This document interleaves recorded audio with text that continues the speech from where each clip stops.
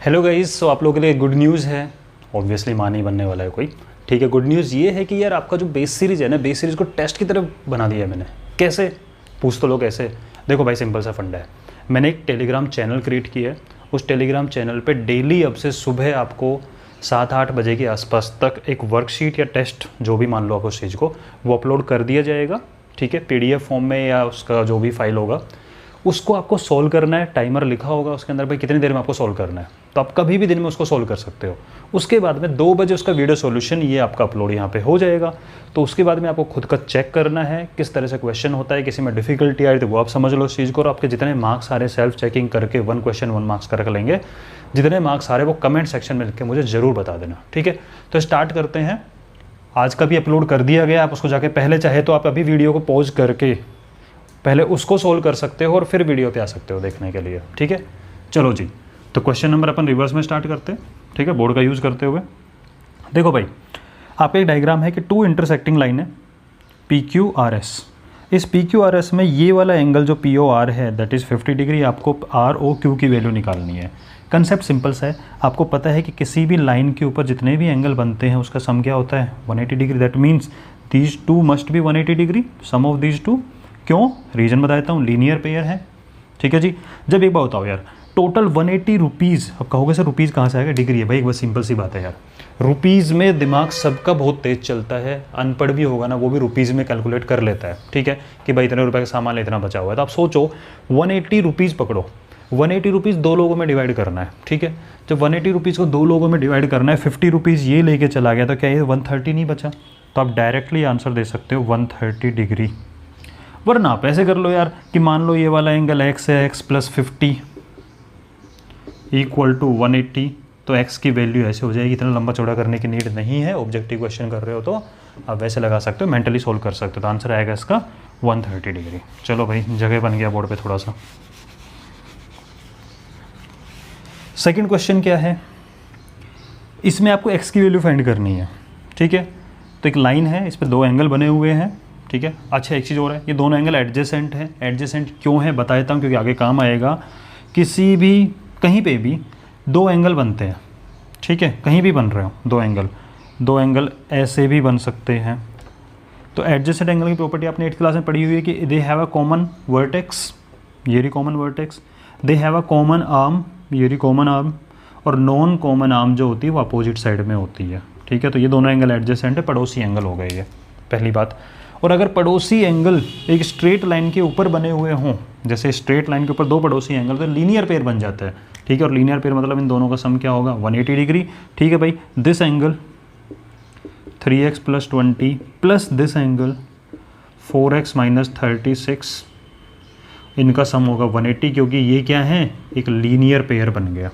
Solve कर लो, 3x + 4x = 7x, 20 - 36 = -16 = 180। 16 उधर चला जाएगा तो 196 बन जाएगा ऐड होके। तो 7x = 196 और x की वैल्यू हो जाएगी 7 × 2 = 14, 7 × 8 = 56। तो आपके x की वैल्यू आ जाएगी 28 डिग्री। क्लियर है भाई? कोई प्रॉब्लम इसके अंदर नहीं होगी। तो टेलीग्राम चैनल भाई ज्वाइन कर लेना, क्योंकि उसके ऊपर आपका डेली वर्कशीट आएगी, उसको आपको सॉल्व करना टेस्ट सीरीज तरह। और मान के चलना, किसी को लग रहा होगा, कुछ बच्चों को कमेंट आया था सर बहुत लेट स्टार्ट किया है। भाई माना लेट स्टार्ट किया है, कोई बात नहीं यार, थोड़ा आलसी हो, लेकिन पकड़ लेंगे, दौड़ लेंगे, तेज़ लगा लेंगे दौड़ अपना। तो आपको करना क्या है, टर्म 1 के एग्जाम से पहले जिसका नहीं हुआ, मोस्ट ऑफ द स्टूडेंट का नहीं हुआ है, उससे पहले जितने पेपर, जितने भी चैप्टर आ रहे हैं टर्म 1 में, उनके क्वेश्चन अपन लगभग सोल्व करके मैं आपको दे दूंगा वर्कशीट की फॉर्म में, इसकी फॉर्म के अंदर। ठीक है, पहली बात। दूसरी बात, किसी को लग रहा होगा सर आपने चैप्टर 1 के 3-4 वीडियो डाले, फिर चैप्टर 2 के 1-2 वीडियो डाले, फिर चैप्टर 6 पे आ गए सीधा। भाई डिमांड आई थी कुछ बच्चों की, सर चैप्टर 6 का करा दो, करा देते हैं, कोई दिक्कत नहीं। सबकी अलग अलग प्लेलिस्ट बनेगी चैप्टर वाइज, तो आपको जो मिल रहा है उस चैप्टर कर लो यार, आपने सब कुछ कर रखा होगा, ऐसी बात नहीं है। ठीक है, सीक्वेंस में कराने की कोई नीड नहीं है, आपको समझ में आ जाएगा। क्वेश्चन नंबर 12, लेकिन सेपरेटली आपको प्लेलिस्ट मिल जाएगी, टेंशन नहीं लेना उस चीज़ का। ठीक है, समझ में आएगा कौन सा चैप्टर आ रहा है। 2 straight line intersect each other in such a way that one of the angle so formed is 90 degree. देखो भाई, 2 लाइनों ने एक दूसरे को इंटरसेक्ट किया और इस तरीके से किया कि उनमें एक एंगल 90 डिग्री आ गया। ये 2 लाइन है। ठीक है, then each of the remaining angle, बचे हुए एंगल कि वैल्यू बताओ। पहली बात तो आपको एक बात समझ में आ जानी चाहिए यहीं से कि each of the remaining angle, और ऑप्शन में क्या तो हर एंगल 50 डिग्री हो सकता है, या हर एंगल 75, या हर एंगल 90, या हर एंगल 60, यानी हर एंगल सेम आने वाला है। दूसरी बात, आपको पता है जब टू लाइन इंटरसेक्ट करती हैं तो ये वर्टिकली अपोजिट एंगल होते हैं कि नहीं होते हैं? बिल्कुल होते हैं। इस तरीके जब दो लाइन इंटरसेक्ट करेंगी तो ऊपर वाला और नीचे वाला वर्टिकली अपोजिट, लेफ्ट राइट वाला वर्टिकली अपोजिट, और vertically opposite angle always equal. तो जब ये 90 है तो ये भी 90 होगा, वर्टिकली अपोजिट। उसके बाद में ये दो एंगल मिलकर एक लीनियर पेयर बनाते हैं। लीनियर पेयर मतलब इन दोनों को मिलकर 180 रुपीज़ मिलने वाले हैं, ठीक है। 180 रुपीज़, 90 रुपीज़ तो ये लेके चला गया, तो बचे हुए 90 रुपीज़ ये लेके जाएगा कि नहीं जाएगा? और फिर ये वर्टिकली अपोजिट लगा लो, या यहाँ से लीनियर पेयर लगा लो। तो each of the remaining angle या ऑल एंगल की वैल्यू 90 90 90 90 आने वाली है, ठीक है भाई। कोई प्रॉब्लम हो, कोई समस्या हो, कोई दिक्कत हो, मज़ा आ रहा है नहीं आ रहा है, जो भी यार कमेंट में लिख के बताओ, ठीक है, ताकि मुझे भी अच्छा लगे कि हाँ भाई बच्चे पढ़ रहे हैं। Two adjacent angles on a straight line are in 5:4। Two adjacent angle, दो पड़ोसी एंगल है, ऑन अ स्ट्रेट लाइन, एक स्ट्रेट लाइन के ऊपर दो पड़ोसी एंगल बने हुए हैं। लो जी, एक स्ट्रेट लाइन पे दो पड़ोसी एंगल हैं, एक एंगल ये है और एक एंगल ये है, वो 5:4 में है। तो मैंने मान लिया ये 5x है और ये क्या है 4x। ये तो आप लोग जानते हो, 7th क्लास 8th क्लास में पता होता है कि अगर एंगल का रेशो दे रखा है तो इसको आप 5x, इसको 4x समझ सकते हो, ठीक है। और देखो एक बात का ध्यान रखना, कुछ बच्चे क्या करते हैं, बनाने की गलती, कंसेप्टुअल गलती, इसको लिखते हैं 5x, इसको लिखते हैं 4x। अरे यार शर्म करो, 5x छोटा कैसे हो सकता है, 4x बड़ा कैसे हो सकता है? तो मतलब कहने का मतलब ये है कि मैं ये नहीं बोल रहा कि एग्जैक्ट बनाओ, बट एक रफली भी देखने वाले को, सामने वाले को समझ में आना चाहिए, अच्छा ये बड़ा वाला है, ये छोटे वाला एंगल है, ठीक है। चलो, तो टू एडजेसेंट एंगल हो गए, एक स्ट्रेट लाइन के ऊपर बने हुए दो पड़ोसी angle. Then measure of these angle, इनकी वैल्यू बताओ। हो एक्स की टर्म में दे रखा है, वैल्यू बताओ। कोई बात नहीं, हमें पता है कि इन दोनों का सम 180 होने वाला है क्योंकि लीनियर पेयर है। इसका मतलब ये रुपीज़ 5x रुपीज़ एक बच्चा लेगा, 4x रुपीज़ दूसरा बच्चा लेगा। और इतना हमें एक बात पता है क्या, कि भाई तुम कुछ भी कर लो, चाहे करो चाहे ना करो, चाहे रो लो चाहे कुछ भी करो, हम तुम दोनों को मिला के 180 रुपीज़ ज़्यादा नहीं देने वाले हैं यहाँ पे, ठीक है। ये कंडीशन लगा दी। तो इसके रुपये प्लस इसके रुपये मिला के 180 रुपीज़, 5x + 4x हो गया 9x इक्वल टू 180 रुपीज़। 9 चला जाएगा डिवाइड में, तो x की वैल्यू हो गई आपकी 20 डिग्री। ये छोड़ के मत आ जाना, कहोगे सर ऑप्शन में तो है ही नहीं 20। अरे भाई ये x की वैल्यू आई है 5x, ये फर्स्ट वाला एंगल हो गया 5 × x, x 20 हो गया, तो ये हो गया 100 डिग्री। 4x मतलब 4 × 20 80 डिग्री, तो एक होगा 100 और एक होगा 80। देखते हैं कौन सा ऑप्शन सही है, ऑप्शन नंबर ए, ठीक है। चलो जी आगे चलते हैं, मतलब पीछे चलते हैं, रिवर्स में चल रहे हैं। तुम भी सोचते हो यार कमाल हो सर, हैं क्वेश्चन नंबर 1 वहाँ से लिखते हो, कराते हो सॉल्व पीछे वाले से, कोई बात नहीं। और मैं उम्मीद कर रहा हूँ जो बच्चा सच में सीरियसली पढ़ रहा है वो अब तक वर्कशीट को खुद सोल्व करके फिर इसको चेकिंग करने के लिए बैठा होगा। और अगर नहीं भी करे तो आज देख लो, लेकिन कल से स्ट्रिक्टली सुबह वाला वो तुम अपना टाइम खुद फिक्स कर लो। मैं नहीं बोल रहा कि मैं सुबह 7 बजे भेजा हूँ, 7 बजे करो, वैसे मैं तो भेज दूंगा 7 बजे से पहले जो करना चाहे बिल्कुल फॉलो कर सकता है। उसके बाद में उस टाइम में मतलब इतना ही होगा, टाइमर लिख के दूंगा कितना होगा, ठीक है। तो आई होप आज ये मेंशन नहीं किया होगा, कोई बात नहीं, कल से हो जाएगा यार, ठीक है। उसके बाद आके आप इसको सोल्व करके और आप मार्क्स मुझे कमेंट में लिख के बताना कितने मार्क्स आपके आ रहे हैं। If two parallel line are intersected by a transversal, देखो जी दो पैरेलल लाइन है, ठीक है। ये मत कहना सर लहरा कैसे रही है लाइन, ये है ट्रांसवर्सल लाइन। ट्रांसवर्सल लाइन, अच्छा देखो एक बात हो रहा है, ट्रांसवर्सल लाइन का मीनिंग क्या होता है? काफ़ी बच्चों को नहीं पता होगा कि ट्रांसवर्सल का मीनिंग क्या होता है। ट्रांसवर्सल की डेफिनेशन क्या है? ट्रांसवर्सल लाइन की डेफिनेशन ये है कि एक ऐसी लाइन जो दो अलग अलग लाइनों को अलग अलग पॉइंट के ऊपर कट करे, that is transversal. A line that intersect two different line at two different points. ये मैं सोच रहा इंग्लिश नहीं आती मुझे, आती है थोड़ी थोड़ी, ठीक है। इसको बोलते हैं ट्रांसवर्सल। तो ये एक लाइन हो गई, दो लाइनें पैरेलल हैं और ये हो गई ट्रांसवर्सल। चलो जी आगे चलते हैं, क्या बोल रहे हैं। टू पैरेलल लाइन, ये पैरेलल लाइन, एक एल लाइन है एक एम लाइन है, नाम रख लो, चलो यार अच्छा लग रहा है नाम, ए ओ करके नहीं बोलेंगे।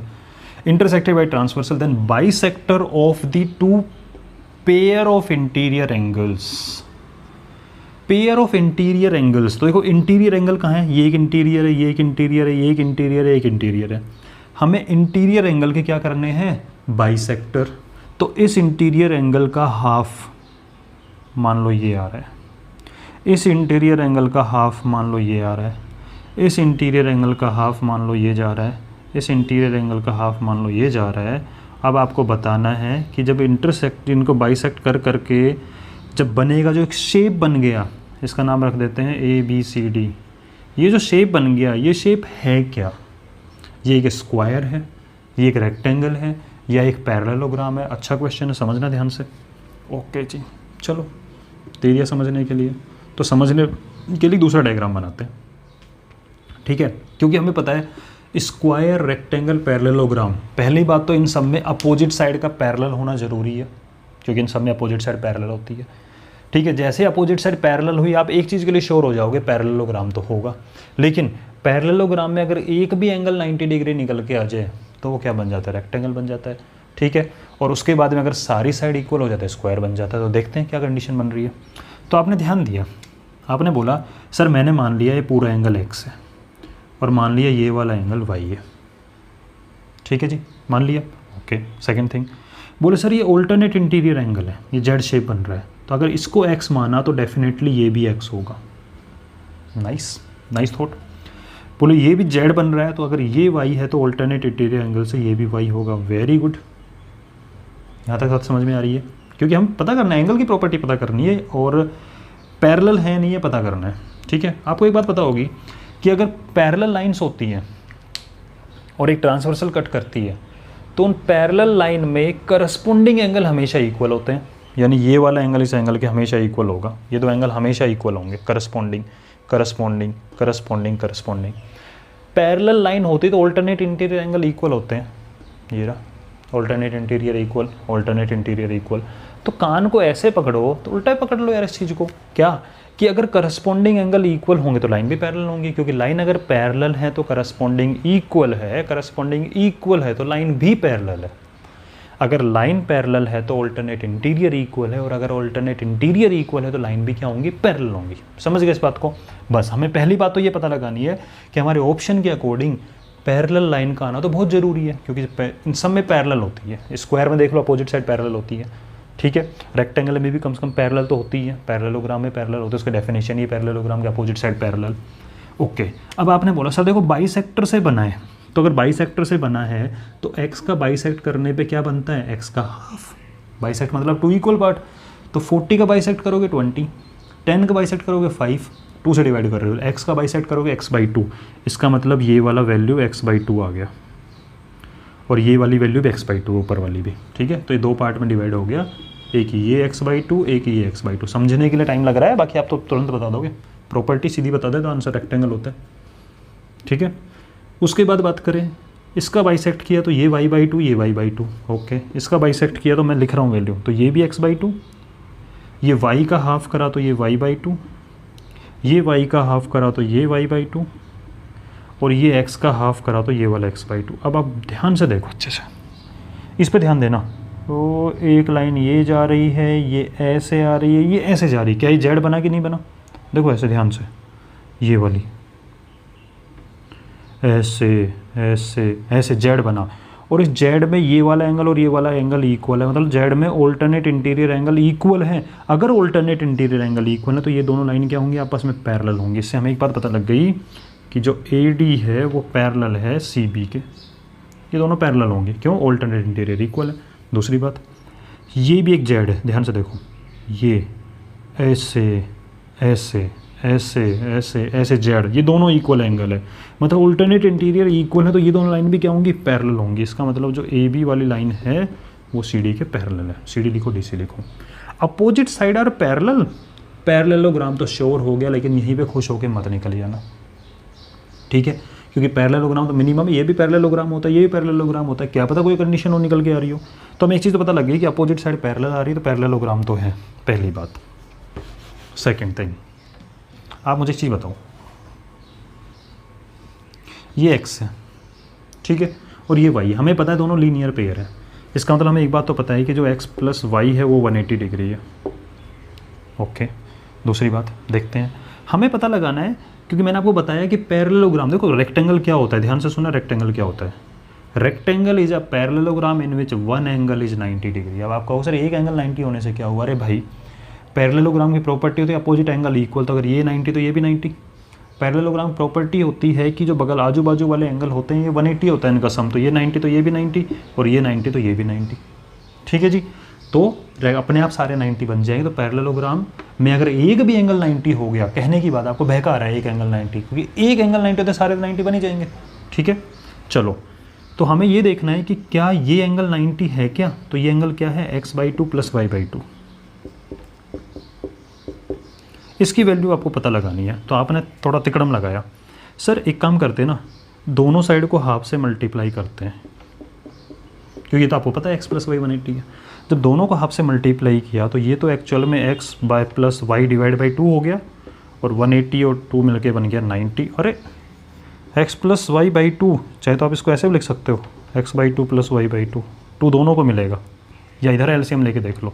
ठीक है, तो इसका मतलब ये हो गया अपना कि x/2 ये वाला एंगल प्लस y/2 ये वाला एंगल 90 निकल गया, और अगर ये 90 तो ये भी 90 हो गया।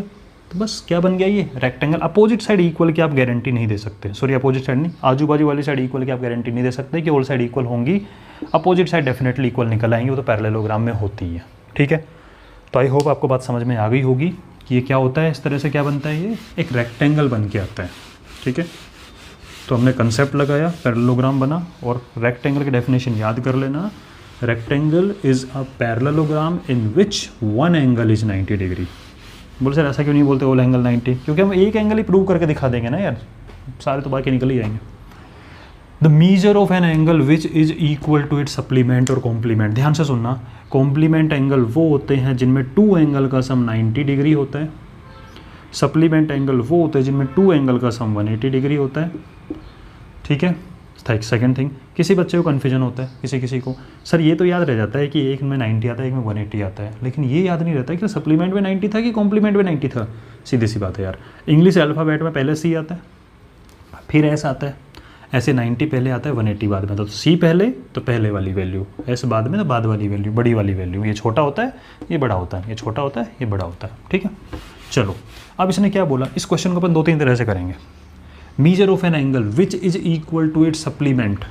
एक एंगल है आपके पास में, एक उसका सप्लीमेंट है। पहले तो ये देखो कि निकलता कैसे है। मान लो मैंने एंगल माना 10 डिग्री, तो सप्लीमेंट 170 होगा या नहीं होगा, क्योंकि दोनों का सम 180 होता है। ठीक है, तो ये 170 आया कैसे? 170 आया 180 में से 10 को सब्ट्रैक्ट करके, क्योंकि 2 बच्चों को मिला के 180 रुपीज़ देने हैं, 10 रुपये ये लेके चला गया, तो 180 - 10 से 170 इसको मिलेंगे। अगर ये 20 है तो कहोगे सर 160 लिखना अच्छा नहीं लग रहा, मैं तो ऐसे लिखूंगा, लॉजिक लिखूंगा मैं, तो आंसर तो अपने आप पता ही लग जाएगा। ठीक है, कि अगर इसको 20 मिले तो इसको 180 - 20 मिले, 160 तो बन ही जाएगा ये। इसको 30 मिले तो 180 - 30 मिले, इसको x मिला तो इसको 180 - x, ये काम की बात है। ठीक है, कहोगे सर इन दोनों का सम 180 कैसे हुआ? कर लो भाई, इस x में 180 - x को ऐड करो, 180 आराम से आ जाएगा। समझ गए बात को? तो सप्लीमेंट्री एंगल कैसे निकाला जाता है, जो आपको पता है 180 में से उसको सब्ट्रैक्ट कर दो, उससे सप्लीमेंट निकल जाएगा। अब बात ध्यान से सुनो, पहले पूरा process, let angle equal to x। आपको एक एंगल निकालना है, मैंने मान लिया वो x है। Its supplementary equal to 180 - x होगा। अब लैंग्वेज से इक्वेशन बनाना बड़ा आसान होता है। The measure of an angle x which is मतलब इक्वल टू, बोल भी दिया, which is equal to angle which is equal to its supplement, इसके सप्लीमेंट के इक्वल है। ठीक है, बस वैल्यू निकालो x की, x को इधर लेके आओ, तो x + x मिल के 2x हो गया आपका 180, x की वैल्यू होगी 90। तो 90 एक ऐसा एंगल है जो इसका सप्लीमेंट निकालो तभी 90 निकल गया, दोनों इक्वल है कि नहीं है। ठीक है, अब करते हैं दूसरे तरीके से, छोटा, ऐसे कौन लिख के करेगा यार, सब्जेक्टिव एग्जाम में तो लिख दोगे, ऑब्जेक्टिव में ऐसे क्यों लिखना। एक एंगल है वो इक्वल है उसका सप्लीमेंट के, मतलब उसका सप्लीमेंट भी x ही होगा। अगर एक एंगल x है तो उसका सप्लीमेंट भी x होगा, क्यों, दोनों इक्वल बोला हुआ है, और हमें पता है दोनों का सम क्या होता है 180। तो 2x equal to 180, x equal to 90। ठीक है भाई, ऐसे निकल गया। और वैसे समझ लो यार, दो लोग हैं, दोनों की इक्वल चीज़ें मिल रही हैं। 180 रुपीज़ को दो इक्वल लोगों में डिवाइड करो, मतलब दो लोगों में इक्वल डिवाइड करो, तो 180 को दो इक्वल पार्ट में डिवाइड करो, 90 मिल गया। ठीक है, चलो। The measure of angle which is equal to its complement, दो लोगों में डिवाइड करना है 90 रुपीज़ को। एक एंगल है और उसका कॉम्प्लीमेंट है, तो एक एंगल है और उसका कॉम्प्लीमेंट दोनों इक्वल गिवन है, बोला है ना। Measure of angle which is equal to complement, मैंने माना एंगल एक्स है तो उसका कॉम्प्लीमेंट भी एक्स हो गया क्योंकि दोनों इक्वल हैं। तो 2x इक्वल टू 90 और x की वैल्यू होगी 45। यानी 90 रुपीज़ को दो इक्वल पार्ट में डिवाइड करो। और कहोगे सर पूरा डिटेल में बताओ यार, ऐसे नहीं। तो माना एंगल x है तो उसका कॉम्प्लीमेंट होगा 90 माइनस एक्स। होगा कि नहीं होगा, क्योंकि 90 रुपीज़ है, वही बात है यार। 90 रुपीज़ को दो लोगों में डिवाइड करना है, पहले को 10 दिया, दूसरे को 80 मिला, 90 माइनस 10 मिला। पहले को 20 दिया, दूसरे को 90 माइनस 20 मिला। तो उसी तरीके से अगर इसको x है तो इसको 90 माइनस एक्स, और बोला है एंगल और उसका कॉम्प्लीमेंट इक्वल है, x को इधर ले आओ, 2x इक्वल टू 90, ये इक्वेशन बनने वाली है। ठीक है, यहाँ तक कोई समस्या नहीं होगी भाई। मार्क्स मुझे बता के जाना, ठीक है ना, कमेंट में लिख के बता देना, ऐसे मत करना कि मुझे पता नहीं लग रहा कि आप टेस्ट दे रहे हो नहीं दे रहे हो। Angle which is 5 times it's supplement, ओहो बहुत बढ़िया। एक एंगल है, एक उसका सप्लीमेंट है। एंगल जो है वो सप्लीमेंट का 5 टाइम है। अगर सप्लीमेंट 1 है तो ये 5 टाइम 5 होगा, समझना ध्यान से। अगर सप्लीमेंट 2 है तो इसका 5 टाइम 10 होगा, और सप्लीमेंट अगर x है तो 5 टाइम 5x होगा। ये बात समझ में आई। एंगल जो है वो 5 टाइम्स है सप्लीमेंट का। सप्लीमेंट को 5 से मल्टीप्लाई कर दो, एंगल निकल जाएगा। बात समझ में आ रही है। इसको 5 से मल्टीप्लाई करने पर मिल रहा है, इसको 5 से मल्टीप्लाई करने मिल रहा है, इसको 5 से मल्टीप्लाई करने मिल रहा है। तो हमें एंगल पता लग गया 5x और सप्लीमेंट पता लग गया x, और हमें पता है क्या, एंगल और सप्लीमेंट को ऐड करने पर 180 मिलता है। तो 6x इक्वल टू 180 और x की वैल्यू हो गई आपकी यहाँ से 30 डिग्री। समझ गए बात को? ठीक है, अब पूरा डिटेल में समझना, समझा देता हूँ यार डिटेल में कैसे। लेट एंगल, क्योंकि अगर सब्जेक्टिव कभी आ गया पेपर तो let angle equal to x, और सप्लीमेंट क्या है इसका फिर 180 माइनस एक्स, क्योंकि आप जानते हो सप्लीमेंट कैसे निकलता है। अब गिवन क्या है, द एंगल विच इज मतलब is equal to 5 times 5 multiply its supplement. ये इक्वेशन बनेगी। ये मत कर देना sir 5x equal to 180 minus x, ना ना ना, गलत हो जाएगा। इसने बोला एंगल मतलब x is equal to 5 time 5 multiply the supplement. बहुत आसान होता है लैंग्वेज से इक्वेशन बनाना, ठीक है। तो इसका क्या हो जाएगा, x इक्वल टू 5 मल्टीप्लाई 180 मतलब 900, 5 मल्टीप्लाई x इज 10, 5x को उधर लेके आओगे तो प्लस हो जाएगा। तो वही तो बात हो गई जो मैंने पहले कहा था। तो 6x इक्वल टू 90 और x इक्वल टू 150 डिग्री। क्या निकल जाएगा, x इक्वल टू 150 डिग्री। अच्छा, पहले वाले से क्या निकला भाई, देखते हैं एक बार। मुझे याद नहीं आ रहा मैंने पहले का आंसर क्या लगा दिया था, ठीक है, उस मेथड से देख लेते हैं एक बार। तो ये वाला आपका निकल के आ गया, x इक्वल टू 150 डिग्री, तो 150 इज द आंसर, ठीक है। अब देख लो, अगर एक एंगल 150 डिग्री है तो उसका सप्लीमेंट 30 होगा और ये 30 का 5 टाइम है। मैंने पहले बोला था कि अगर सप्लीमेंट x है तो एंगल 5 टाइम है, ठीक है। तो ये क्या है, एंगल, और ये क्या है इसका सप्लीमेंट, ठीक है। 6x इक्वल टू 180, तो x की वैल्यू यहाँ से 30 आई थी और मैंने यहाँ छोड़ दिया था, सॉरी। आपको x नहीं निकालना था, आपको एंगल निकालना था, ठीक है। और एंगल है 5x, ठीक है। बातों बातों में ध्यान से निकल गया, कोई बात नहीं, गलत नहीं बताया था मैंने, x निकाल के छोड़ दिया था, ठीक है। लेकिन आपको सप्लीमेंट नहीं पूछा, सप्लीमेंट x था, इसके अंदर एंगल पूछा था 5x। भाई देखो कंफ्यूज मत हो ना दोनों मेथड में कि सर 5x क्या माना है, x क्या माना है। भाई माना कुछ नहीं है, तरीके से कर रहे हैं जो दिया हुआ है उसके हिसाब से, ठीक है।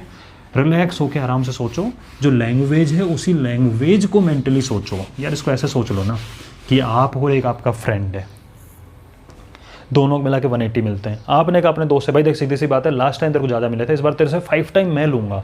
बोला अच्छा, तो बोले 5x मैं लूँगा, x तू लेगा, दोनों को मिला के 6x का मतलब 180, तो x का मतलब 30। बोला x का मतलब 30 है, बोला तेरे हैं 30 तो, क्योंकि x तो तू है, मैं तो 5x हूँ, तो मेरे को 30 का 5 टाइम मिलेगा, 150 मिलेगा। क्लियर हो गया होगा, ठीक है। ओह सॉरी, हाँ जी, अब बात करते हैं इस पर। एंगल विच इज़ 4 टाइम, अब मैं जल्दी करा रहा हूँ, ये आप हो और ये आपका दोस्त है। आपने बोला मैं 4 टाइम लूँगा तेरे से, ठीक है, तो आपके दोस्त को बोला तू अगर x लेगा तो मैं 4x लूँगा। मैं हूँ कॉम्प्लीमेंट, सॉरी मैं हूँ एंगल, ठीक है, और आपका दोस्त है कॉम्प्लीमेंट, और आप हो एंगल। एंगल 4 टाइम है इसका, बात समझ में आ रही है यहाँ तक, ठीक है। Angle 4 time complement. अब आपने बोला अपने दोस्त को, भाई देख तू x लेगा मैं 4x लूँगा, लेकिन हमें इतना ज़रूर पता है कि दोनों को मिला के 90 रुपीज़ ही मिल सकते हैं। बोले क्यों? बोले कॉम्प्लीमेंट है यार, घर वाले 90 ज़्यादा देंगे नहीं, तो 4x + x मतलब 5x = 90, और x का मतलब हो गया 18। तो आपका दोस्त बोला ले जा 18 ले जा। बोले अच्छा चालाकी मेरे साथ में। बोले x 18 तो तू है भाई, मैं तो 18 का 4 टाइम लूँगा, 72। क्लियर हो गई बात, ठीक है। आई होप कॉम्प्लीमेंट सप्लीमेंट से एंगल से रिलेटेड क्वेश्चन आप इजीली कर सकते हो। लॉन्ग मेथड अगर करते तो लेट एंगल